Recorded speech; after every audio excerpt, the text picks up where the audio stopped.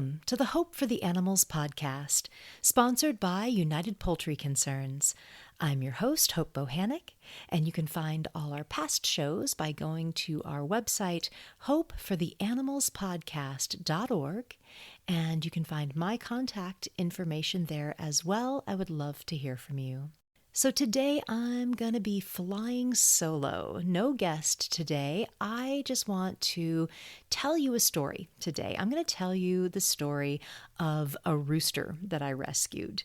So I have dedicated myself to protecting farmed animals for over 30 years, but I haven't ever really lived with them, with farmed animals. I wasn't ever drawn to sanctuary work or having a sanctuary. I always preferred outreach and education, that aspect of activism. But this was such a powerful experience this time that I had with this rooster. So I wanted to share it with you. And even though it's not my focus, I have been involved with rescues before. Everything from small rescues. I rescued a mama hen and her 6 chicks from a gas station once. I've rescued a rabbit and a kitten. It seems like animals in need just happen to be around me throughout my life. And I've also been involved in some of the larger coordinated rescues. There were hundreds of hens that needed rescuing from an egg farm in Turlock, California. I was involved with that. Also, dozens of domestic geese one time from this drought-stricken lake area that needed to be relocated. So I've been involved in these coordinated rescues as well. But this particular rescue was a little different in that this rooster stayed with us for quite a while in our home. I was his primary caregiver and kind of nursed him back from the brink of death. So it was very special, and I really want to share this story with you today. So here is the story of Kukkuta the rooster. So a few years back, on a Saturday before Easter Sunday, I got a call from a friend who was worried about a rooster in the parking lot of Walgreens and Pete's Coffee. There's an area in Kakkuta, California, that has kind of become famous now in the area for a feral population of roosters and hens that have kind of made their home in the field of tall grass in the area around there, the parking lot around the Pete's Coffee and Walgreens. And it's the same area that I had recently rescued a mama hen and her 6 newborn chicks and took them to a local farmed animal sanctuary. They were actually across the street in the gas station, and mama had these chicks at the gas station, and so I rescued them. And now across the street at the Walgreens, there was a rooster who was in trouble. You know, this area, like I said, had kind of become famous for these hens and roosters. People were putting out water for them, and people would hang out with them in the eating area outside of Pete's and feed them scones and take pictures. But this population has been really growing and growing as more and more birds were being dumped there. Anyway, I drove over to see what was going on, and there was a police car that was parked in the Walgreens, and I walked up to the officer, and she was just kind of standing there looking at this rooster that was really just kind of this lump of feathers in the middle of the parking lot. And this rooster had been apparently bullied for hours by another rooster. And this other rooster was pacing back and forth, kind of hovering over him. And I asked the officer, I said, "Are you here about the rooster?" And she said, yeah, I got a call about him. So I shooed the other rooster, the tormenting rooster, away. And I bent down to this poor guy who was just in shock. He was just frozen. And his face and neck and head and comb were all just covered in this dried, murky blood. His left eye was swollen shut and really swollen. Fresh blood was just dripping out of it. And I asked the officer what she was going to do, and she said she didn't know. She didn't know anything about chickens. And so I sat down next to this pitiful little guy, and I was able to gently put him on my lap so I could take a good look at him. And he did have a lot of blood on him, but I didn't see any injuries on his wings, on his body, or his feet, legs, anything. It was mostly his head and his eye that were just kind of cut up. And I couldn't find any real deep wound on his body or his neck. And I told her that it was a really good chance he'd recover. But she said, well, I'll probably have to take him to animal control. And I knew what that meant. That meant that he would probably be put down, especially on Easter weekend. It's likely they wouldn't want to deal with him because he needed some immediate attention and care.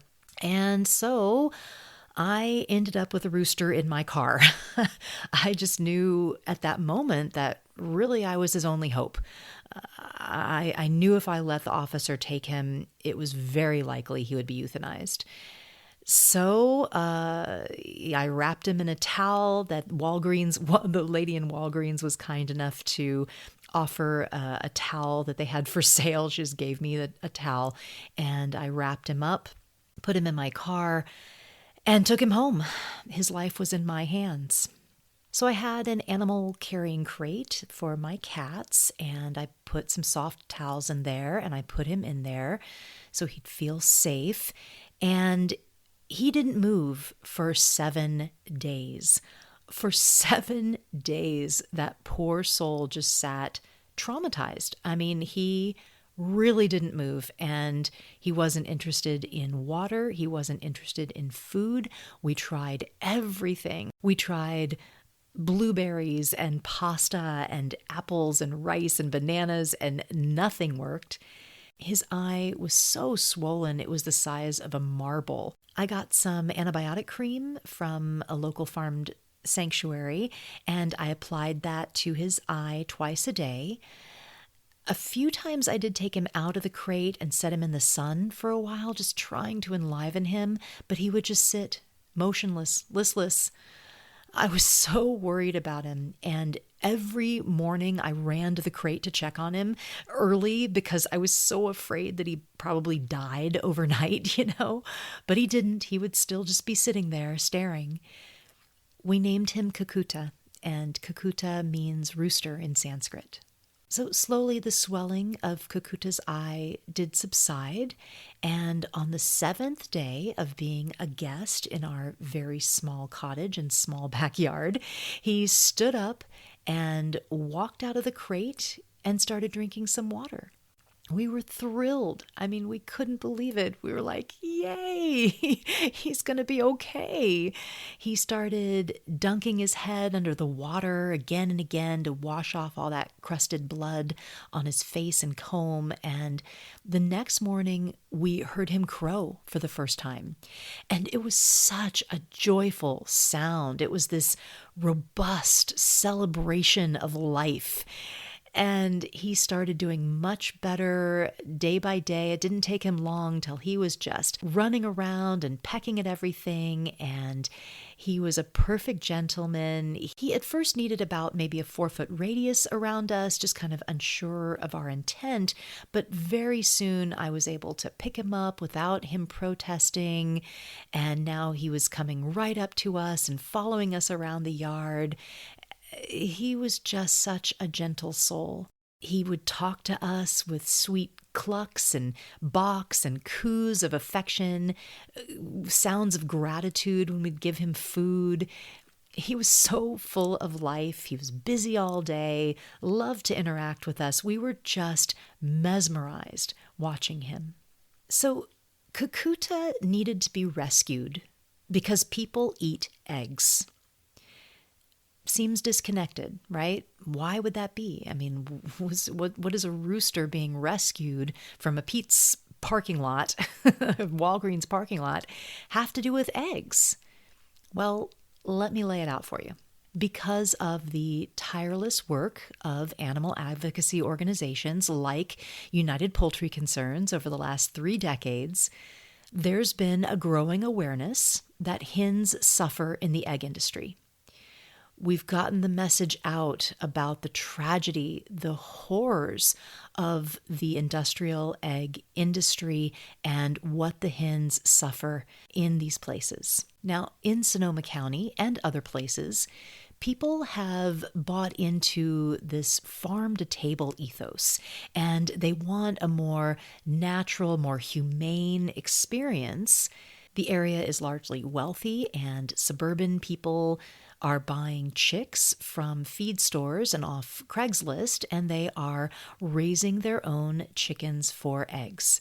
People that live in the suburbs, people that live in rural areas that have some room, that have some space, they're getting chicken coops and they're raising their own chickens, thinking that this is more humane. Now, this may seem like a positive trend, but there's a hidden hindrance. For every hen born, so is a rooster. Roosters are unwanted because, of course, they don't lay eggs. There are also issues with the hens and actually with backyard raising of chickens for eggs, and I get into that in the Reason for Vegan podcast about humane eggs and backyard chickens, so check that one out. But today we're going to focus here on roosters because of Kukkuta's story. And roosters are unwanted because, of course, they don't lay eggs. They're also unwanted because they often crow, and that's not welcome in populated areas and neighborhoods. And it can even be not legal, actually, to keep roosters because of the noise. Most areas in Sonoma County will allow up to 12 hens, but no roosters. And it's so crazy to me because I live in a suburban neighborhood and the noise levels of machinery is horrible. Like you hear all these leaf blowers and lawn mowers, and a crow of a rooster is it's so much more pleasant a sound than a machine. But the machines are legal, but roosters are not. I don't get it. Anyway, because roosters are worthless to the egg industry, they don't lay eggs, male chicks are killed just hours after emerging from their shells at the hatcheries. They are thrown away alive by the billions. They're dumped into huge trash bins to suffocate on the weight of their brothers, to die slowly of dehydration and freezing to death in the backs and in the dumpsters of hatcheries. Many are even ground up alive in maceration machines. They are sent down these conveyor belts and dropped into these sharp blades like huge blenders that chop them up. They're also electrocuted in these metal boxes. Their tiny bodies are then ground up, used for fertilizer and pet food and other products. Determining the sex of a chick, as they do in the hatchery, is really not an exact science. Many are missexed, and many males are shipped to feed stores and sold as females when they're chicks, and you can't tell. And a backyard enthusiast discovers that one of her hens is a male, so she gets rid of him. And it's increasingly difficult to find homes for roosters. Overwhelmed animal shelters end up euthanizing most of them. Other roosters get dumped on the side of the road. And that's what's happening in Kukkuta, California at Pete's Coffee and Walgreens. People see chickens there, so they think, oh, well, they'll be okay if I just add another one. So they dump their unwanted rooster thinking it'll be fine, but it's not. Roosters are territorial, and as the numbers increase, the newcomers may have to face a bird defending his territory and could be injured, could be stressed, or even killed. And my guess is that this is what happened to our sweet rooster, Kakkuta. We had Justin Van Cleek of the Microsanctuary Movement and Triangle Chicken Advocates on the podcast, and he talks about this issue, and he has said something that I think is so important to ask. He says, you need to ask, where are their brothers? Where are their brothers?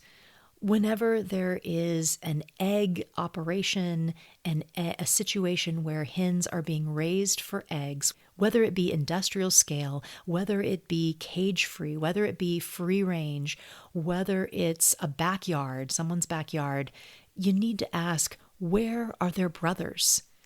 There's only going to be females, and for every female, there is a brother, there is a rooster, there is a male who likely suffered and died.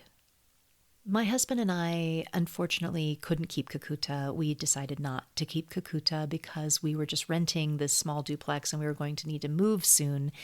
So a vegan activist friend of ours agreed to adopt him, and we were overjoyed that he was going to be staying in the family, going to a vegan home, first of all, and that was very important to us.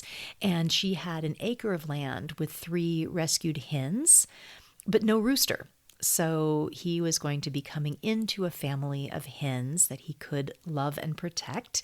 So when she saw my post on Facebook, she and her partner had already been talking about rescuing a rooster to be with their hens. So they set up a wonderful, secure space for him, and we missed him terribly. We cried when we left him there, but we were glad he was going to be in a good home with other chickens. He needs friends.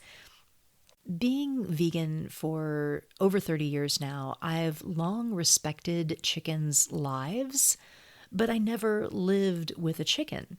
Kakkuta being our guest for the couple of months that he was with us, it awakened something incredibly special in me. I loved him so much, and while I had a strong vegan philosophy before, now more than ever, I can't imagine anyone purposely killing a sentient individual like Kakkuta. It's a different level of unimaginable now.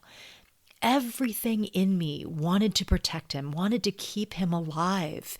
It's this love I wish that everyone could experience. I feel like if you really can feel what I felt, you could never again think of harming an animal. After knowing that kind of love and compassion, the whole experience just enriched my life. It strengthened my understanding of veganism. It deepened my commitment to protecting chickens. And most of all, I will never forget my dear friend, Kakkuta. Thank you for listening to the Hope for the Animals podcast. So we will be going back next episode to the guest conversation format, but do let me know if you liked today's show, and maybe I'll do some more solo episodes. I've got a lot to say about vegan issues, so maybe I'll do this again sometime. And maybe you liked that it was a little shorter of a show. Let me know what you like, and I'll try to do more. So just a preview of what's to come in the next couple of months. I'm going to be doing another series. We did the Micro Sanctuary series this summer, which was awesome, and I loved it. I really learned a lot. And now we're going to do a different kind of series. I'm honored to have an essay published in a new anthology called Vegan Voices, Essays by Inspiring Changemakers. It's edited by Joanne Kong. So this fall, starting with the next episode, I'm going to do a series called the Vegan Voices series, and we're going to feature a few authors from this new anthology, starting with the editor, Joanne Kong. All the featured authors are longtime vegans that are doing the amazing work of farmed animal protection in a variety of ways, from different angles, different perspectives, but all with a common vision of compassion. So I look forward to bringing you this Vegan Voices series. I'll maybe do a little bit of a reading from my essay at some point. And if you can, please help support us by spreading the word. Share this episode with anyone who still eats eggs. Give us a 5-star rating on your listening device, and please honor Kakkuta and all roosters by living vegan.